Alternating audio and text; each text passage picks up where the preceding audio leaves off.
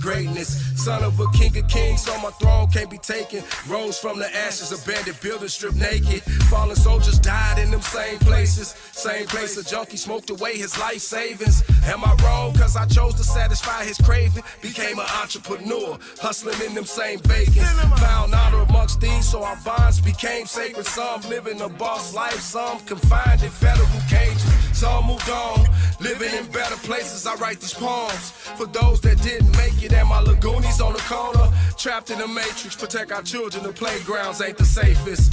As we rise above the madness to altitudes and high locations, held to the king that protect us from the evil that faces us. Hail to the king and lords of life. May he protect us from the evil. Hail to the king. Fathers, protect us. We're in the middle of a cold war. Keep us safe. Protect us from the evil thoughts that's hunting our mind. In a negative world, it's hard to stay positive in a life of crime. So I surrender it all to you, even my grind. And through me, I pray your light shine. A devil's workshop is an idle mind. So I read scriptures and positive literature to elevate minds. Up under palm trees, I prefer to unwind with my better half. Sipping on fine wine, white YSL linen, blue sandals, Louis Vuitton. All the more timepiece, I'm investing in time. Balancing out my options, reading the signs. Cold wars in the ghetto, everybody dying. Turn on the news and all you find it's sports and weather, high-speed chases and homicide. And some developing news, St. Louis police investigating 3 homicides that happened within hours of each other on Tuesday. The first deadly shooting happened around 3 p.m. in the 2900 block of Herbert. The second, less than 4 hours later, that was in the 5100 block of Goodfellow. And the third in the 4900 block of Emerson. In the first case, the 29-year-old man found... Hello. Yeah. Good evening, everyone. Good evening. Good evening. Good evening. What's going on? How is everybody doing? Yes, we're doing just great. Just great. I'm so ready. Yes, to jump into this topic tonight. On tonight, why not say it? And we have a lot that needs to be said, most definitely. You know, so I'll start us off with our vision and our mission statement. Our vision and our mission statement is to cultivate, change that mindset, motivate, bridge that gap between the youth and our seasoned generation. I'm so excited about tonight and what the topic is that we are speaking about. Our topic tonight is focused around how it is that we need to start deep diving. Not shallow diving, but deep diving into an overdue knowledgeable conversation of us finding out as brown people, getting to really know who we are, our heritage, and where it all began. So I'm really, really excited. Our topic is centered around Afro-Indigenous people. And we are all a part of some form of a part of that. And it's time. It's time for us to dig deep. So why not say it?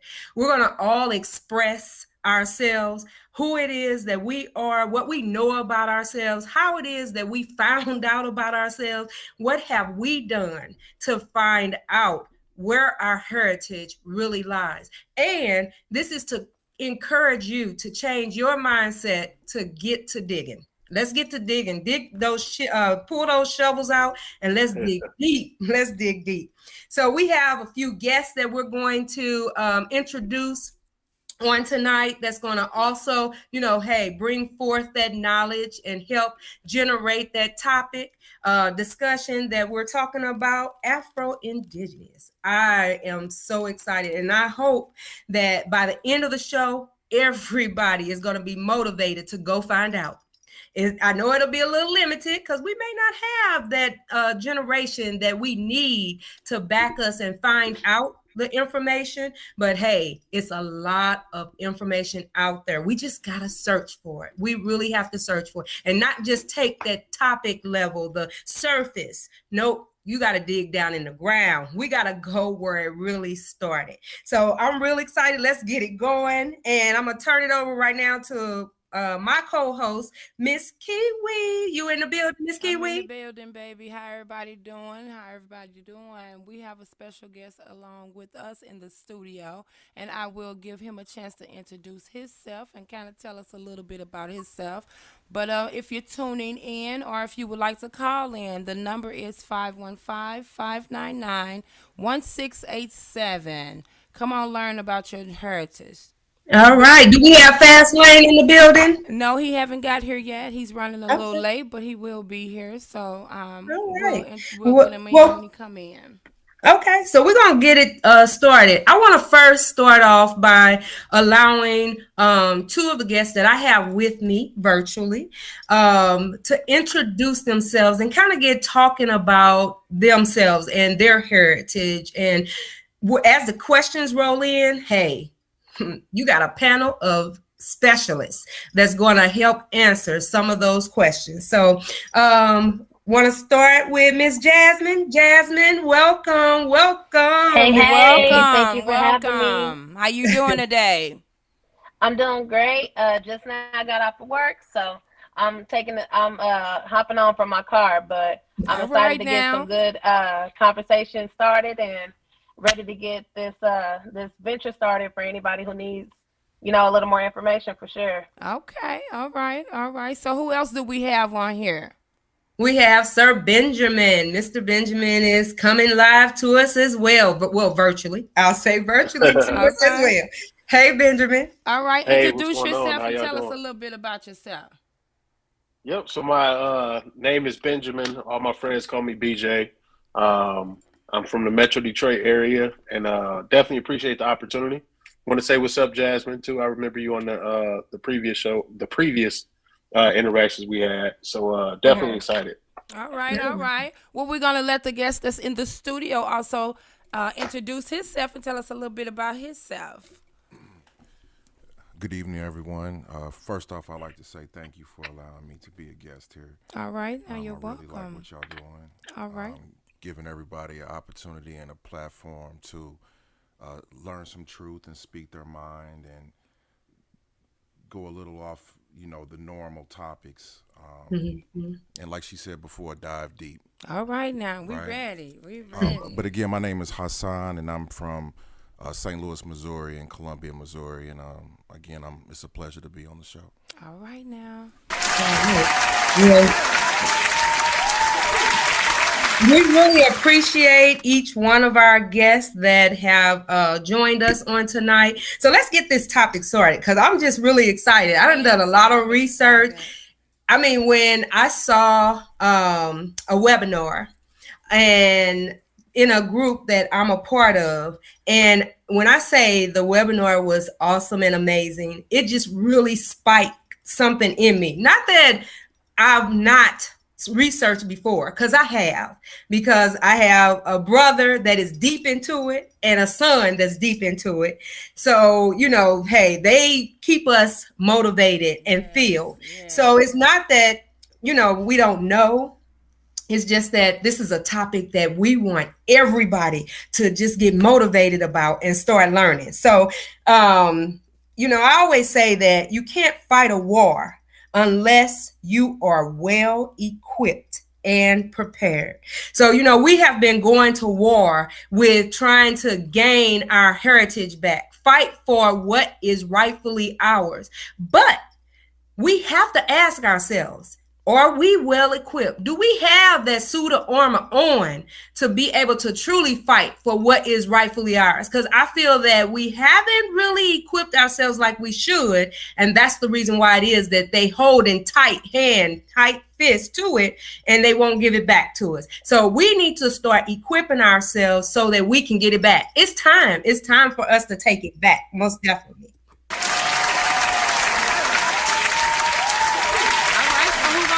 Topic started. I'm so excited. All right. It doesn't matter who. Let's just jump into it and get started. All right. So who wants to go first? Tell us a little bit of where it all started and began for you. I'll just call a name. Okay, Sir Benjamin, you want to get us going? Oh. Okay. Well, ladies first. Ladies first. Yeah, I was gonna say ladies first. I was gonna let that thing. and then I'll follow Okay. suit. Uh, got you. So definitely on this Afro-Indigenous journey, or this unique opportunity that I've had growing up, I've always known that I was Native American. My grandfather was very, very proud. He always instilled that into us. I'm from Oklahoma originally, and I live in Texas now. But in Oklahoma, we have this celebration they call 89ers Day. Essentially, what 89ers Day is this celebration of Caucasian people coming in and essentially taking over the Native American and the Black lands. For those who don't know, when the Trail of Tears happened, not only were Native Americans moved to Oklahoma, but Black people were as well. And I don't know how freely I can speak, but Free, say why Why not not say say it? it? You on why not say okay, it? okay. But they pretty much gave us the trash of America in a sense. At that time, nobody wanted to live in Oklahoma. It was called no man's land for a reason. It was very barren. They really didn't have any trees. We would have dust bowls and things like that in that area. So essentially, they wanted it to be the Native American and Black state. Hence why Oklahoma has so many Black-only towns throughout the years. Of course, we know most of those are gone now. But within that journey, though, 89ers Day was a celebration of the Boomer and the Sooner. If you know anything about football, OU is very proud. Oklahoma University is very proud of their football team, and they're very proud of that racist heritage. And they actually named their team after these people who came in and stole the land. So growing up, my schools will have 89ers Day celebrations, and my grandpa straight up told me, you come home with that stuff and you're going to get it. So we were never allowed to celebrate it. We were never allowed to participate in the covered wagons, and they would even do demonstrations, almost like a Confederate soldier demonstration that I know they do like in Georgia and Alabama and places like that, where they would have kids run out and stake claims to land. And then you can go and you can stake claims to somebody else's land and take their land. And this is normal. This is literally normal where I grew up. But my grandpa instilled that into me to always be proud of who you were. Of course, I know that I'm Black as well, and I got that from my grandmother. And anytime we'll be in the house, she'll just randomly say it loud. And we had to scream, I'm Black and I'm proud. If we didn't, she was going to keep on saying it until we screamed it. And so definitely growing up in a house like that, very, very militant mind frame, revolutionaries. I'm proud of them for instilling that into me. But definitely, we're always taught to be proud of who you are and where you come from. And you don't have a future unless you know your past. All right now. Right, yeah. All right, okay. So since it is that I let one of my virtual beauties state their start, I'll turn it over to the studio. All right, then come on then. Let's get Ladies first. Well, I'm actually here to hear what you all have to say because I'm trying to learn more. I'm actually interested in learning more. I have done some research and I do have some questions for you all, but I just kind of want to know what you all know, and then we're going to get into the questions that I have. So let's hear you just whatever it is that you want to share with us, and then we're going to get to some questions. Where do we begin? Hey, just jump in there because the people need to know we have been ignorant long enough. Yes.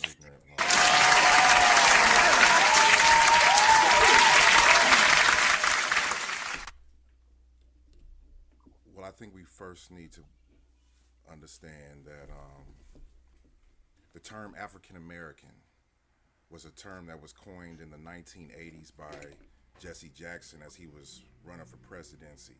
Okay. And unlike any other ethnic group in the United States, as far as Japanese or Hispanics, Dominicans, those are all true ethnic groups. Mm-hmm. But can you please show me anywhere on a map where African America is? Okay. Can you catch a flight to African America? No, not that I know of. What about y'all? Y'all know? Can you catch a flight? Nah, my maps don't have Africa America on it. Okay. I'm just trying to see. Okay.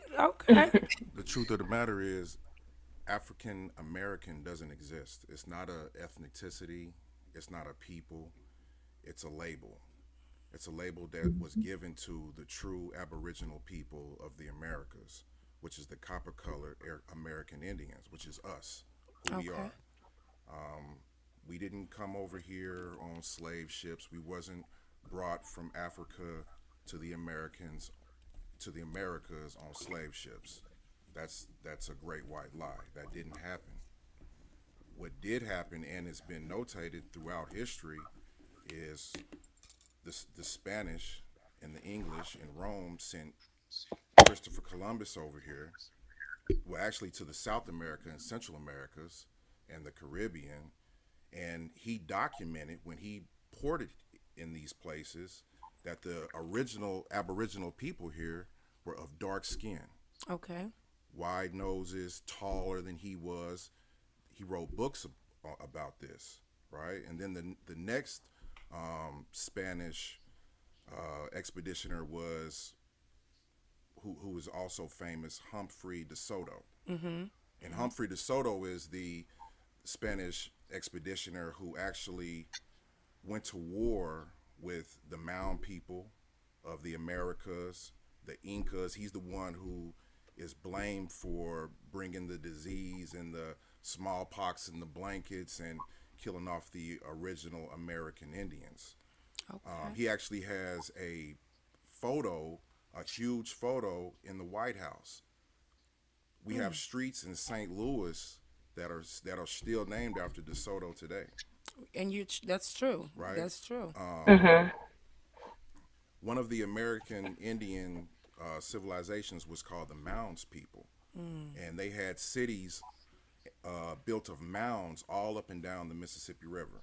Okay. They actually had their biggest city, which is east of East St. Louis in Cahokia, which is still known today as the Cahokia Mounds. Yes, it is. And it was a city that was actually bigger, heavilier populated and bigger than London is today. Okay. It had over 100,000 people in it, and not just Cahokia, but all up and down the Mississippi were the Mounds people. That's what they were called, which were also Black Aboriginal American Indians. There were the Creek Indians, the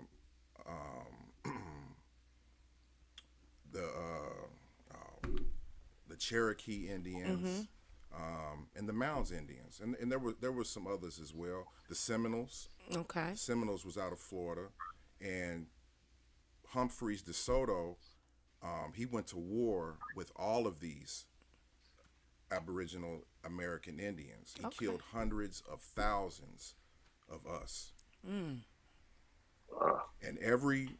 how you can every picture before the 1800s that was painted, because we had paintings there of American Indians, were all of copper and dark skin. Yeah, they were. And then after the 1800s, you have the more mongoloid yellow American Indians. Native Americans is what they called them.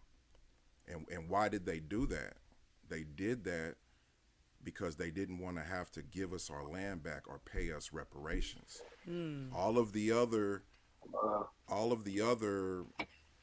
foreigners, so to speak, America pays reparations to this day. From the Jewish people, from the yellow Native Americans, from the Somalians, from the Germans. We pay reparations to them every year, right? We are copper-colored American Indians, blacks, are the only race of people that do not get reparations from the United States of America. Okay. So can I say something before you that I kind of turn it over to Benjamin? And I just want to say, Hassan, thank you so much for, breaking that down. One thing that I found and kind of have spoken to a person that actually has been doing a lot of research into it as well, that I want us, when we're talking about changing our mindset, to get away from that phrase or that term that was given to us, that was forced upon us, which is Black. None of us are black. We are brown. And as you stated, copper, but none of us are that color, which is black. So I have incorporated and started calling myself a person either of color or brown skin. And I think that if we all change our mindset around that, then that will even help change this consensus of when we go and we fill out an application and they have black on there or black Americans, they've taken away Indians and, you know, so on and so forth. That we can force something. We can really force something because my skin color and tone is not black. My skin color and tone is of a brown color. So and that was a term that was forced upon us, that was given to us. It wasn't actually what it is that even, you know, Native Americans or, natives or even African Americans called themselves was black people. So I just wanted to kind of like throw that out there because when we talk about mindset change, I want us to start, hey, that's not us. We are not black, but what we are brown skinned people. And we're brown skinned people of different tones, different shades, and different colors, but not black. All right, Mr. Benjamin, let us hear from you now. Yes. Yeah, that was everything you guys said was very deep and impactful. Just thinking about that, you know, growing up, I used to feel the same. I didn't like saying black, but the funny thing is, I would say I was African American. But once you get older, you know, as a black male and a black female, it almost turns into an identity crisis, right? Because, you know, you are black, right? You're not African American, so you really have to figure out, well, who am I? You know, and I think for me personally, so I grew up growing up as a kid, you know, in a predominantly more rural area. And then my parents, we probably moved to the suburbs maybe when I was about 12 or 13.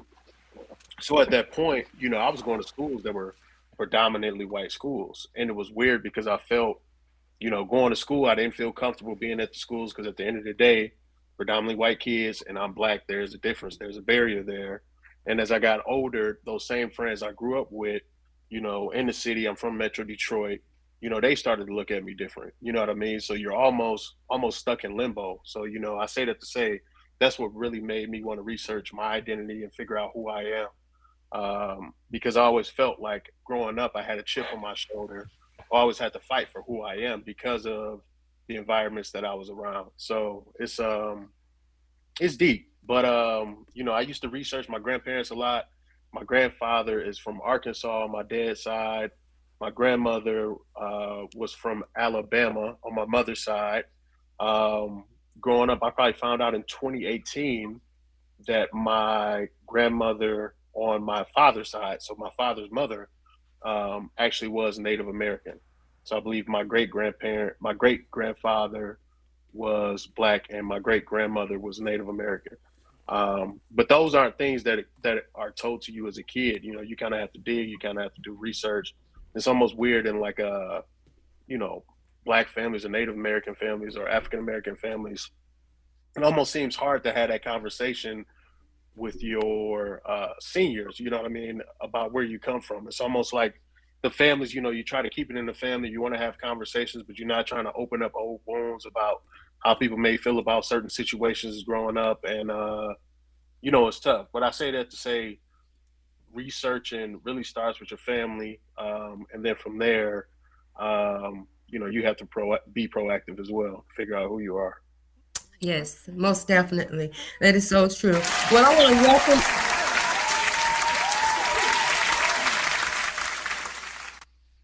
welcome. In Fast Lane. Fast Lane, thank you for joining us. You know you're supposed to have been here anyway, but I want to welcome you in.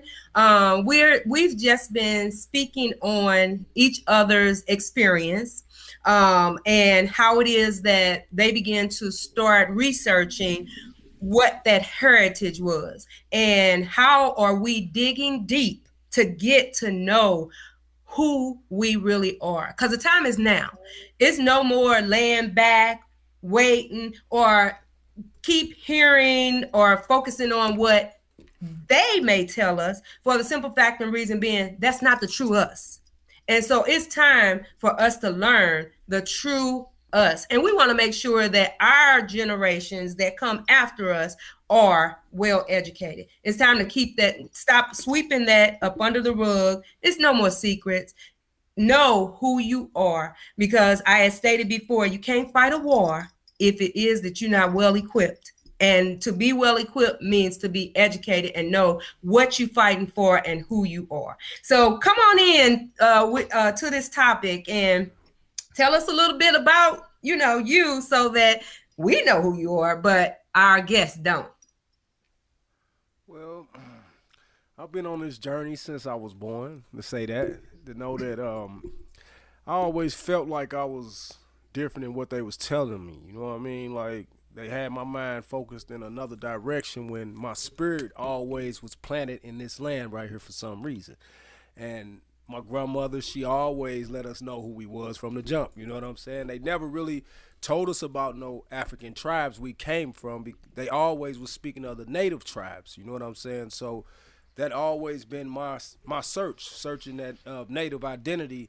You know what I mean? And as time goes on, you know what I mean, the true fact is that a large percentage of the slave trade, like 98% of it, was native, the people of this land. You know what I mean? We wasn't brought here because we was already here. That's why we was able to form these lands, and we knew these lands because we was already here. It was our land. You know what I mean? And the more I discovered that, you know what I mean, the more it's opening my eyes up to who I am, you know what I mean? And I know me, myself, my grandmother, she's Creek.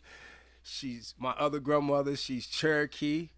And, you know, it's on both sides. And, you know, they try to twist us with a title as black, but that don't really stand for nothing. That's not a nationality. That's nothing for real. That's just a color. You know what I mean? A color of illusion. So when you call yourself that, you got to look at who gave you that name. You know what I mean? I know we embrace it, but it still don't describe not one tribe. Even when they told us we was African, the Africans don't even call themselves African. They call themselves Zulus. They call themselves Somalians. They call themselves Ethiopians. They call themselves Egyptians, wherever tribe they came from. So, like, as we do our search, a lot of us will realize, like, our grandmothers was always telling us who we was. You know what I mean? Or our grandfathers, you know, and I'm just thankful that these are the days of awakening. It's time for us to really see who we really are, you know, because it's something about this land they wanted too. You know what I mean? Like, they got us looking everywhere else, but it's mighty funny. Everybody running to this land. You know what I mean? Right. So it had to be something special with this land too, you know.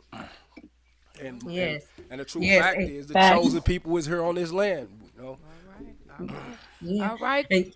All right. So Miss Kiwi, you got a question for the guest? And hey, let's get it going. All right now. All right. Okay then. Let's see. I'll start off with, let's see. Well, while you're thinking about where you're going to start off, I just want to kind of throw it out there because Jasmine had mentioned the Trail of Tears.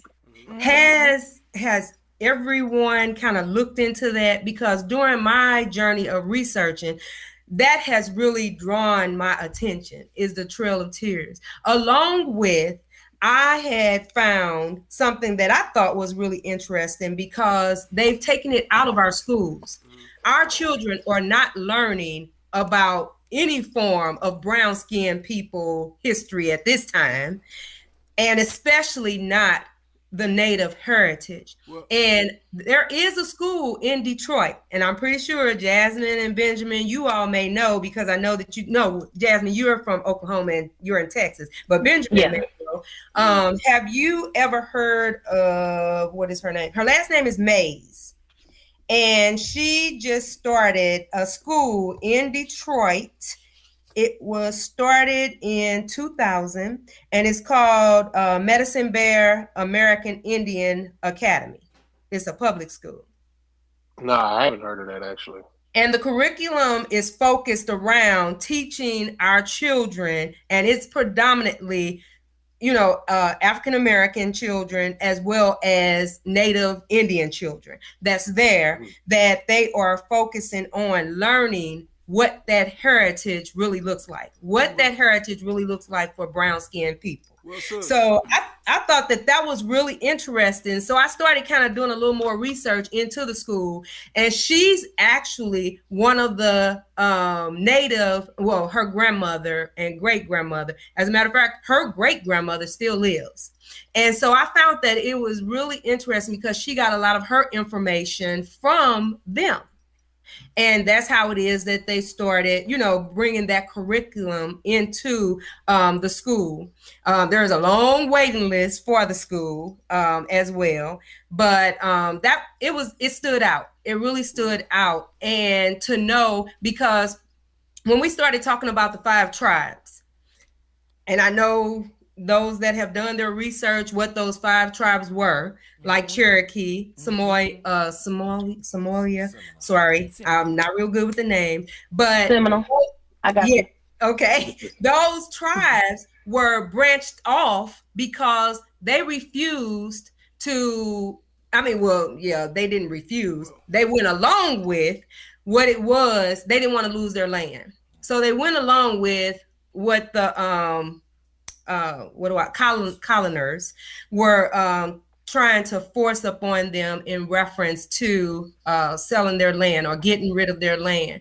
And I found it interesting because, as everyone basically has alluded to, we were already here. Mm-hmm. There was, you know, from the Grand Canyon, or I want to make sure I'm getting it right, but how it is that we came, you know, we traveled from the South, because those areas in the South was Florida, Oklahoma, South Carolina, Georgia. Those areas were where the people there was so many tribes, different tribes. See, the thing is, they only count 5 tribes, when in America it was really 495 tribes. That's what I'm saying. That's what I'm saying. 490 tribes have been replaced with a different identity. That's where the confusion came in at. That the darker skinned natives, they started calling them of African descent. That's where that came from. They even passed laws where we couldn't even claim our tribes no more. You know what I mean? And it became a joke when the ones that they consider as black people started claiming that they was anything else but they native tribes, when the whole time their grandmothers was always telling them what they was. You know what I mean? And it's very impossible that you could come to a strange land and you could form that land. If you don't know that land, then you really don't know nothing about the soil. You know what I'm saying? So it's obvious we had to be here in order for us to be able to form the land that we have been formed. You know what I mean? Mm-hmm. And the thing is about the 5 tribes, see, they only considering the 5 tribes, but the true fact have came out. The chiefs that's considered the chiefs of those 5 tribes, they have been tested and they don't even have native blood in them. You know what I'm saying? So we have been twisted to the point where now that the truth is coming out, that's why they took that history that they was teaching in school out, because it was a lie. It was told backwards. You know what I'm saying? They had us thinking we was shipped out when really we was here already. You know what I'm saying? Mm-hmm. So they know they can't keep telling that lie now because it's the truth out now. You know, and well, what I was kind of alluded to as far as the 5 tribes was because of when it was that they were driving all of the tribes from the South to the West. Then that's when it is that they started not multiplying, but I guess you would say cultivating and joining, and it was broken up, as you had stated before, into those 5 tribes. But those 5 tribes are a multitude of the different tribes that was driven from the South to the West. So that's and that's what it was that I mean, this has really, like I told you all, my brother and my son has kind of like been keeping us motivated to learn and really dig into what's really going on. And because of this topic tonight, I really was getting into it this week. But okay, I'm gonna turn it back over to you, Miss Kiwi. Go ahead and ask your question. Sorry, it's so interesting. You all right? We just having a topic. Everybody jump on in. Anybody got questions? Just jump on in. I'm excited about it. I'm listening and learning. So hey, if y'all got something to say, just say it. And we're going to talk about it.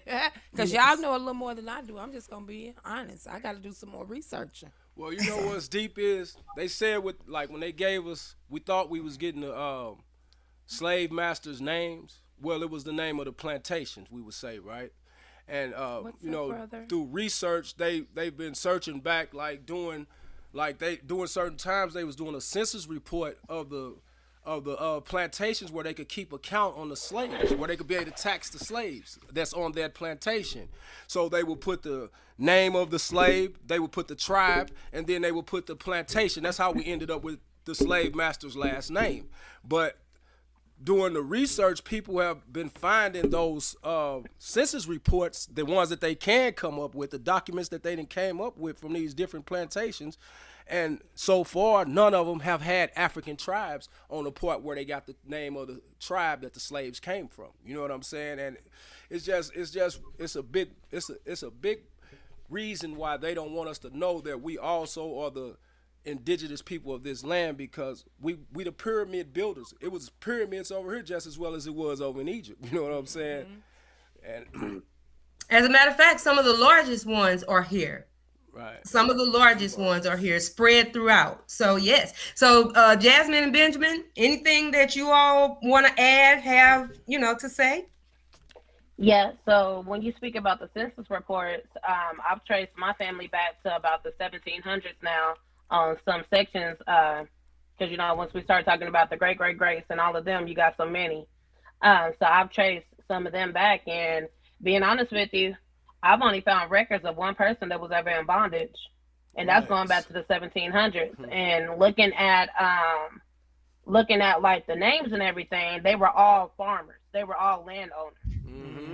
Exactly. If the wife was a domestic worker, it said domestic worker, though it never said slave, which means she could have easily been a housekeeper or a maid or something like that. But the husband owned the land.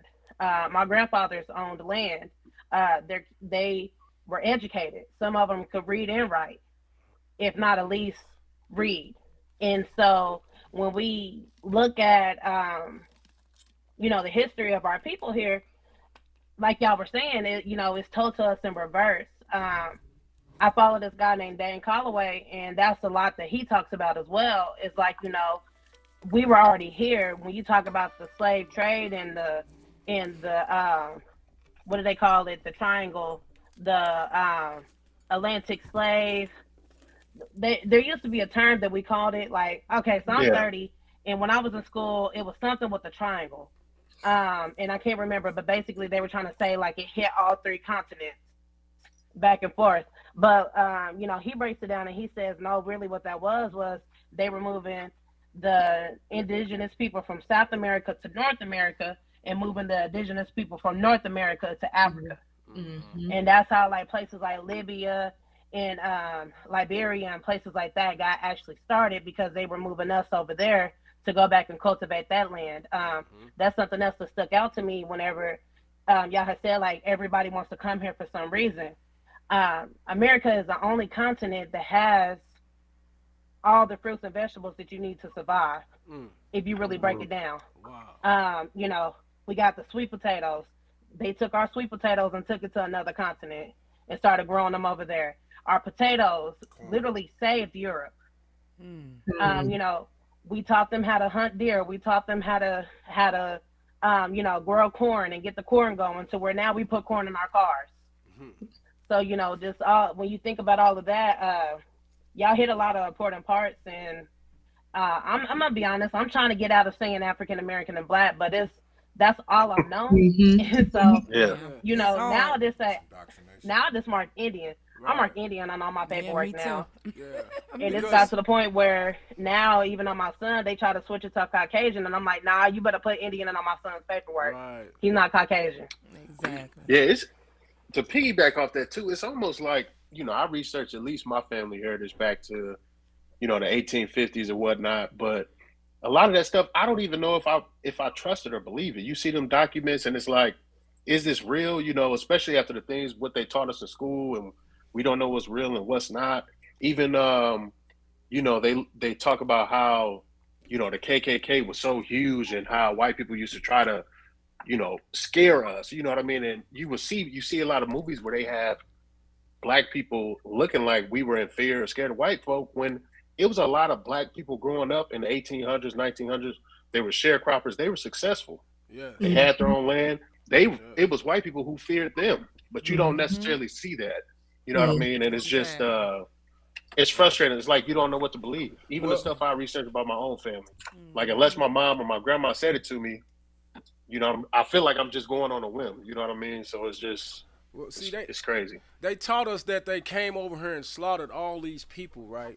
And enslaved all these people. Well, they made us think they slaughtered the people over here and bought slaves into this land. But that was like that would give them power in the future where we would look at them like they great conquerors when really they destroyed us with paperwork. They tricked us out of the land. You know what I'm saying? We shared everything with them, and then they turned around and came up with these documents, and we didn't know what we were signing, so we signed our rights away. They didn't destroy us physically like we thought we got destroyed, and then they switched our identity. And the crazy thing is, if you go look back at this was before the 1800s. They got a picture that I think over in Europe of America.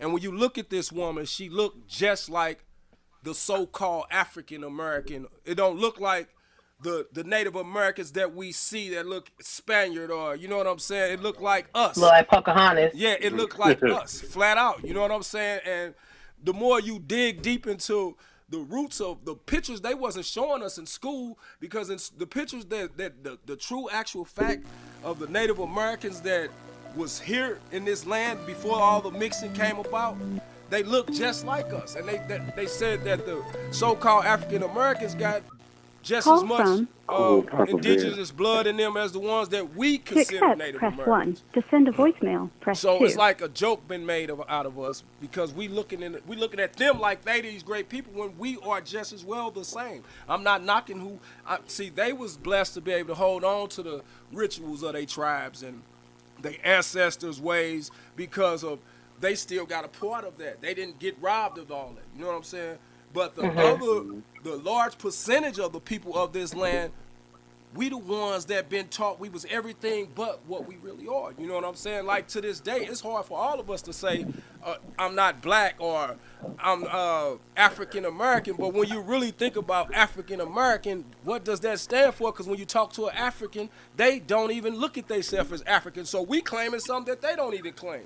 You know what I'm saying? Right. So, you know, when we think about that, that's a sign to tell us we must have been something special, even outside of the ones that consider themselves Africans. They know who we is. That's why they look at us different. You know what I'm saying? But when you look back into those scriptures, and I'm not even talking religious, but it's written in all the books. You know what I'm saying? Like, we the only people that was robbed of our language, robbed of our heritage, robbed of our way of worship, and everything. We the only people besides the Hebrews that was once in the Holy Land that nobody know who they is either.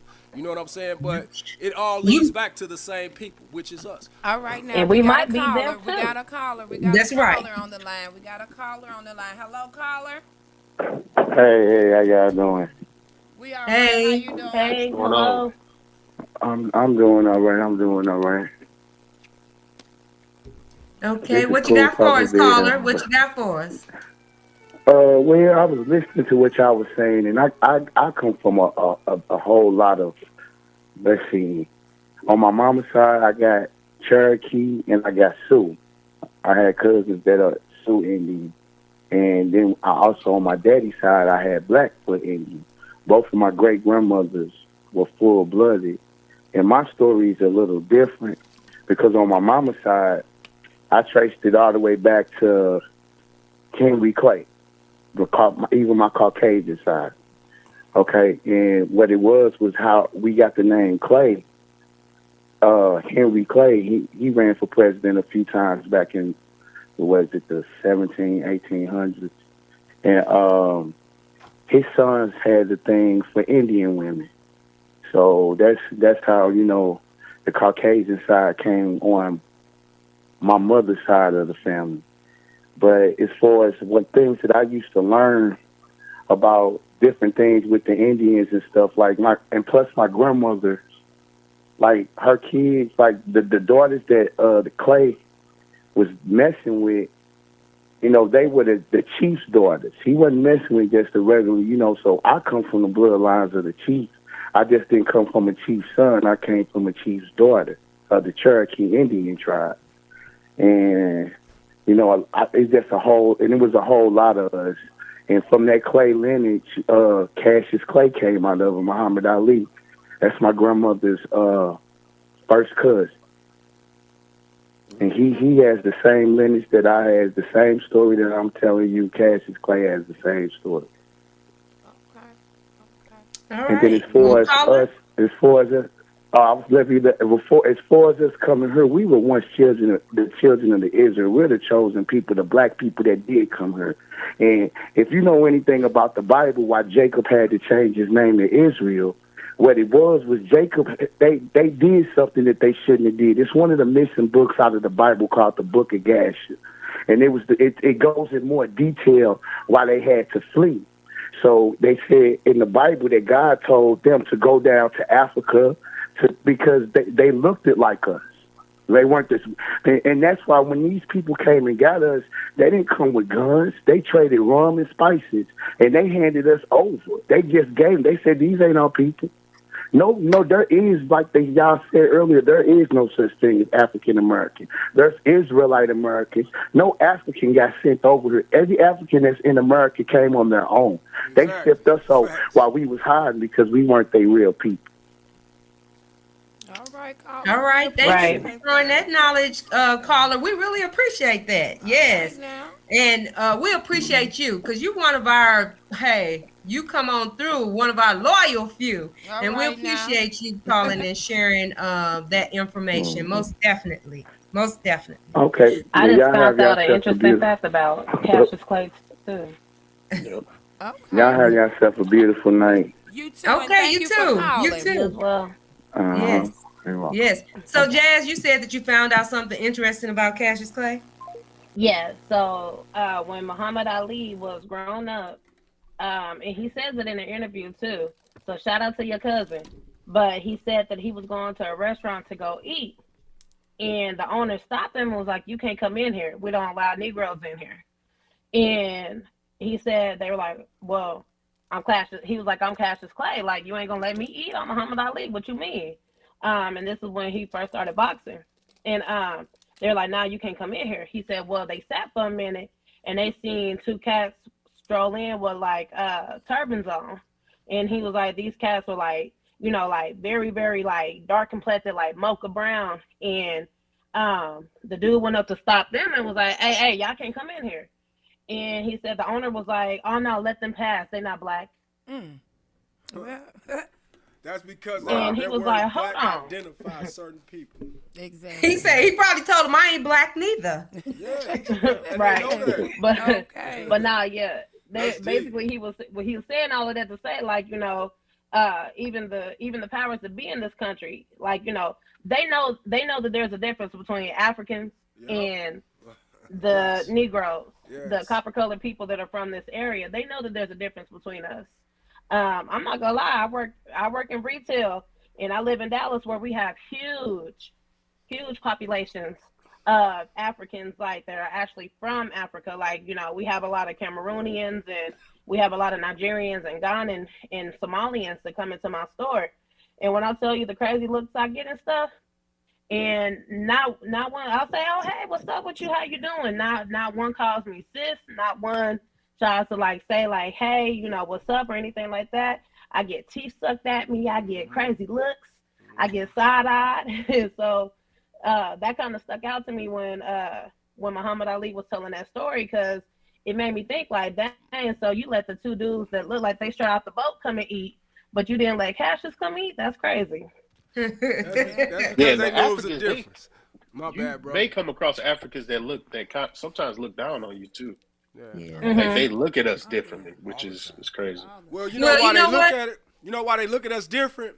Because we are different, bro. Right. They know the difference. Right. You know, like the people that's called black, the people that's called Negroes, the people that all those different titles really lead you back to the chosen ones, the ones that's been stripped of their identity. You know, when I say that, man, it's for a reason, because like even through a negative, it was a positive. You know what I'm saying? Like of course we've been stripped of all of those things, but it also identifies us as a difference in everybody else who know who they is. You know what I'm saying? Like, the ones that look down on us, that's because we the ones who got the calling up on us, and they know that. See, they know them scriptures. You know what I mean? Like, they got a lot of information that wasn't tampered with. So they know, like they said, your enemy will know who you is before you know who you is. And that's what it is, bro. They know who he is. That's why everybody outside of our culture look at us in a different way, because they look at it like, why did God give it to them and not us? You know what I mean? And that's always been the problem. Even when you look at the scriptures in the Bible,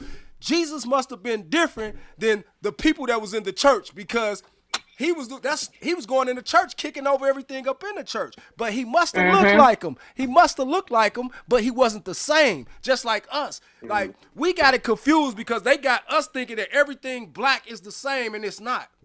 Everybody outside of this country that don't call themselves black, they know that they not the same as us. You know what I'm saying? That's why they look down, because they know that it's a different. God gave them a calling. The chosen ones was able to endure things that nobody else could. You see what I'm saying? That's why they look at us like, yeah, they was slaves, they was this and that, but we still survived. You see what I'm saying? They took everything from us, and we still got our spirit, we still got our soul. You know what I mean? And a lot of them couldn't endure the things we have. Yes. And you know what? And you make a great point, because it's not that we were slaves. If we look at the meaning of what that actually meant, then we would know we weren't slaves, or that even who they say was brought over wasn't slave, but they were enslaved. And as it is that I read in an article, when what they say, when Africans were brought, so they say, over to the United States, or so they say is the United States, when it really was America's, they brought their heritage, language, their culture, and everything. That couldn't be stripped away. Exactly. So if we was brought over here, which we already possessed that from the beginning, and that's how it is that we survived back then, was through heritage, culture, and what it is that we knew as far as to how to survive. You can never take that away. You can never take that away. You can mess with people's mind, but you can't actually take away what it is that rightfully belongs to them. So I want to hear from Hassan, because he kind of quiet, and I know that he got a lot to say. No, hey, sometimes you got to, that's why God gave us 2 ears and one mouth, so we can listen twice as much as we speak. And I'm the type of person, I'm like a sponge. I like to soak up information from everybody. I don't know it all. I know a little bit. That's what the wise man once said. He says, a wise man once said, he knows nothing. Right? So even though I've been researching this information for over 20 years, I'm still learning, because it's so much uncovered. It's been so much hidden.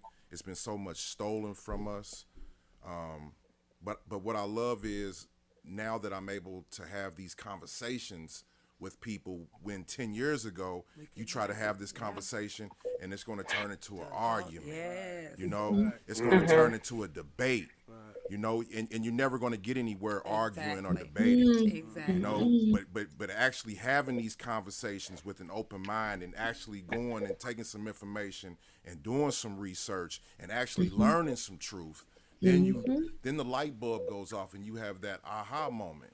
You know, and that's what I can see what's going on right now. Like, people still believe in this whole slave ship theory that's been taught to us, but I guarantee you, nobody can show me a picture of a slave ship. Amen.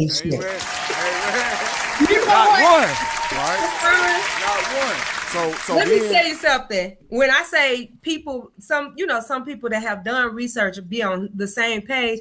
Right before we had the podcast, me and my husband got into a deep conversation about this, and that was something that he said. He said, "Tell me." He said, "I got a question for you.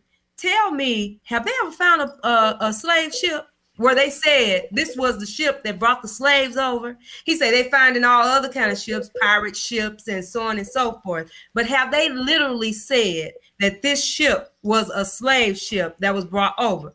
And I literally had to tell him no. And I know what they tried to teach us in school.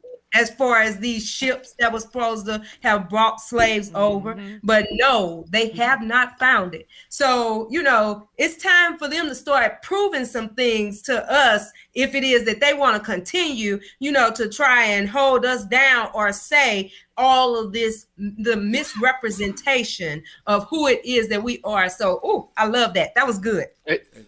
Hassan, what do you think? So you had said you felt like having this kind of conversation 10 years ago would turn into a, you know, a fight or a debate. What do you think was the shift? What do you think was the change? Well, now we are in the age of information where you don't have to go to a library. You don't have to dig through books. We got computers in our hands, and we are able to go and research millions and millions of documents and millions and millions of videos and millions of documentaries, right? And hearing all these wise people and smart people speak on these matters, and then they showing you the evidence in your face, and you can actually read. It's there. This is the age of information. This is the technology era, right? You know, it's a gift and a curse.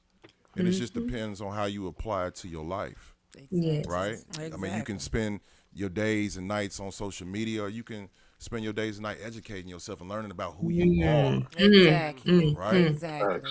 Who you are. And I guarantee you, who you are is not who you've been told you are. Right now. Yeah. Right? All right now. They went from saying that in a 200-year time span, from the 1600s to the 1800s, they brought over 400 million Africans on ships, right? And if you think about it, if you do your research, it took 45 to 60 days to sail from North Africa to the Caribbean, right? Over the most dangerous waters on Earth, right? The Atlantic, right? You tell me how you can bring over 400 million people, 40 to 50 at a time, taking 2 months to get here in 200 years. Please do that math. Make that math make sense in any school, right? So then they went from 400 million slaves, and if you do the research today, they say, well, it was 10 million slaves they brought over here from Africa, and that's still impossible. It's mathematically impossible, not to mention, how are you going to feed 40 to 50 slaves on a ship for 60 days?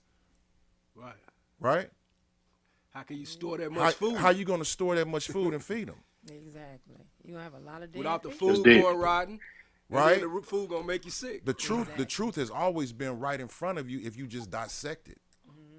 No one's willing to do that because a lot of people now are lazy learners. Yes. They just want to believe what they're told. Exactly. Right? No one wants to pick up a book. And you know the old saying, right?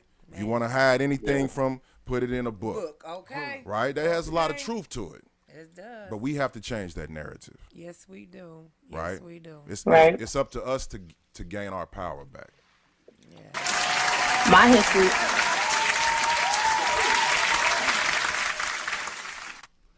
I remember my history book growing up said 300, and they used to teach us that they would have them on the planks and have them on top of each other in layers. And I'm like, man, you lay in a bed for a good day, your back gonna start hurting. Okay. We know how beds, let alone a boat, right? Man, we know how bed sores form and stuff in older people, but you want us to believe y'all had people laying down for 45 days straight? Ain't no way. Ain't no way. Ain't no way. And then where are they using the restroom at?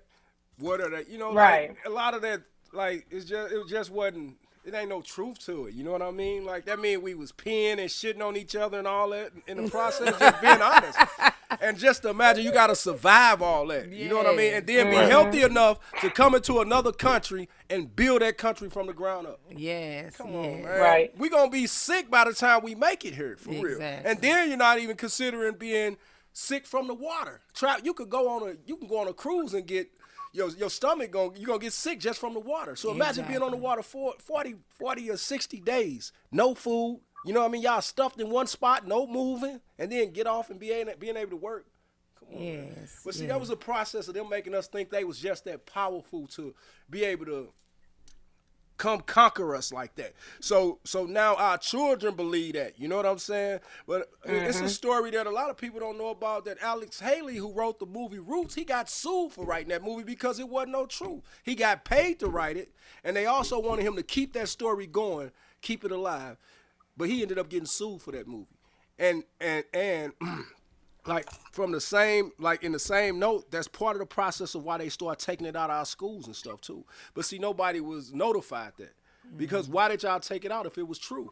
You know what I mean? It was a total lie. So they was like, we can't keep on teaching the kids this, and the teachers didn't even want to keep teaching them that because they started realizing it was a lie. All right. Well, you know what? I have really enjoyed learning, and I have enjoyed everyone's take on this. And Cher, you have anything else, Miss Mink, to say? We're gonna be wrapping this up. We will have a part 2 to this because this has been good. And hey. Yes. And one thing that I want to challenge everyone, because we just basically, stated that there hasn't been any slave ships that have been found or discovered.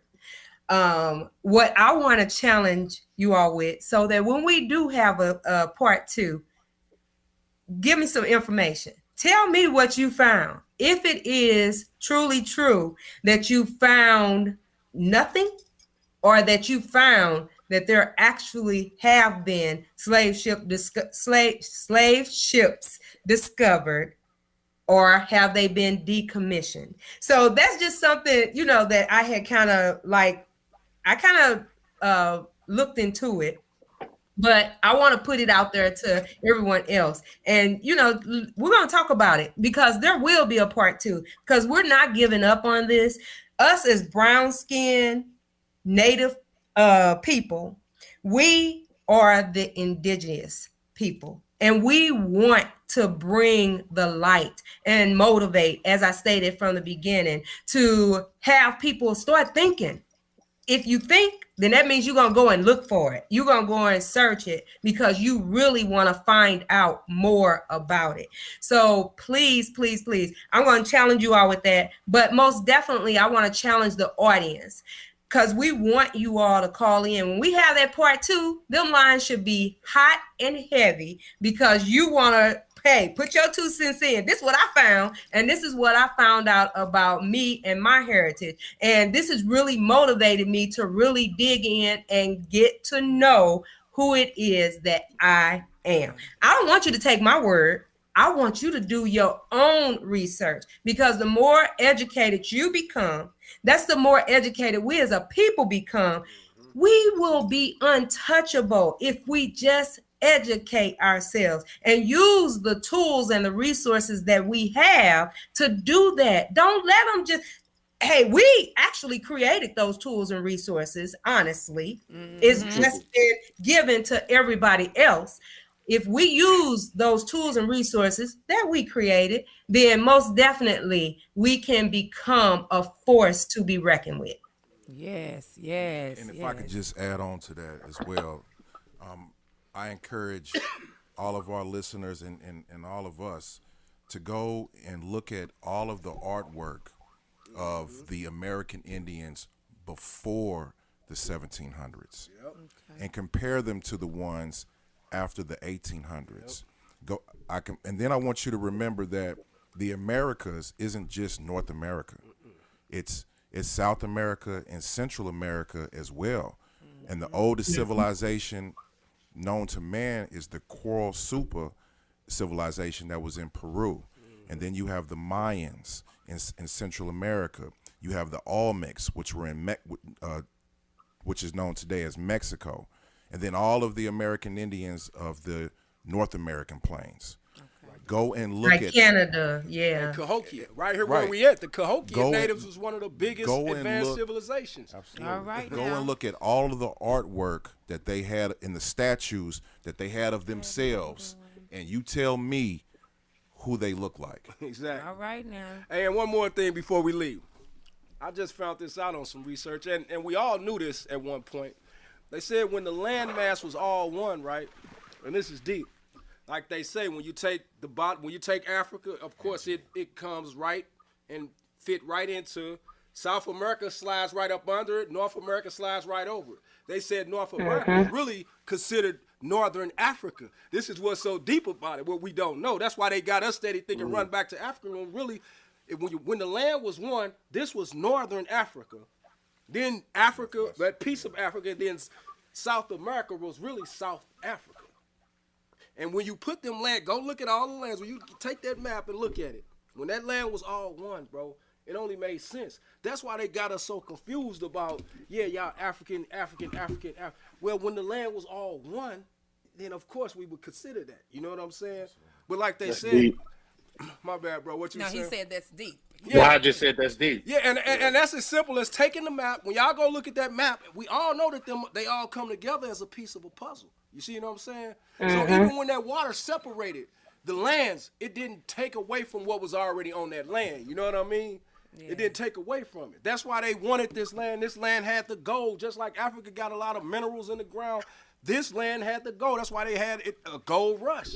You feel me? And that's one of the #1 resources of the world right now, gold. You feel me? Exactly. Even when you delete the money, it's about the gold. Yeah. That's why they wanted our land. You see what I'm saying? So I got a theory about that. I'm sorry. Go ahead, Ms. No, go ahead, Jasmine. I was going to say, I got a theory about that because, the two mightiest rivers, right, is the Nile and the Mississippi. Yes. And I've been doing some research with people saying that when they talk about the Mississippi River is the river that they're talking about in the Bible and stuff like that. And I've also seen something where it said, like, they found ancient Kemite statues and ancient Egyptian statues and stuff, right? So Kemite being before the Egyptians, they're finding like all of those artifacts inside of the Grand Canyon and things like that. And when you say everything fits in like a map, I'm really like, dang, with the Nile runs from the south to the north, and the Mississippi runs from the north to the south. If you piece those in together perfectly, would they form one river? Yes, that's what they said. So when you take what I was saying about the land, they said when you put them lands together, the Mississippi will run right into the Nile, exactly just like you said. You know what I mean? That's why them hieroglyphics and all that was overheard. That's why, that's why the Grand Canyon. It's mighty strange that they got the Grand Canyon section off. Certain parts is federally reserved where the people can't even visit the Grand Canyons, because if they could, it would identify that the people already been here. You know what I mean? And they came here. I mean, there was a bridge. So, Miss Mink, I hate to cut y'all off, baby. It's good. That's what happens when it start getting good. It's always that time, but I would hate for it to cut up off all y'all. So I just like to thank each and every one of our guests for being here tonight. We will definitely have a part 2 to this. So just hold your thoughts, do your research, and come back with your answers and your questions once again. And I'm going to be ready for y'all this time. So we need the applause one more time. Let me get that for you. We're going to do that. So, Share, Miss Meek, would you like to go ahead and close us out? I'm trying to find this little... Yes. I just want to once again thank Hassan, Jasmine, Benjamin, my co-host, which are my sister and brother, Miss Classway, for us joining in on this awesome topic. And hey, like Hassan alluded to, communication is just what it is that we have been doing. If you argue, you fuss, you fight, everybody has something to share, and we all should open our ears and listen, because if we're doing the research, we're going to share it. Exactly. You do the same thing. Do the research so that you can also be a part of this and share it, because it's all about education, all about communication. And the only way that you can communicate is if you allow everybody to express themselves. Yeah. Why not say it? So I enjoyed it. Everybody have a great evening. All right, now, thank you all for coming once again. Stay tuned next Friday. It won't be part 2, but we will let you all know when part 2 is coming. And you all get your questions and your research together. Thank you all. Have a blessed evening. Good night. Bye, everyone. Thank you. Everybody have a good night. Yes. Have a good one. You too.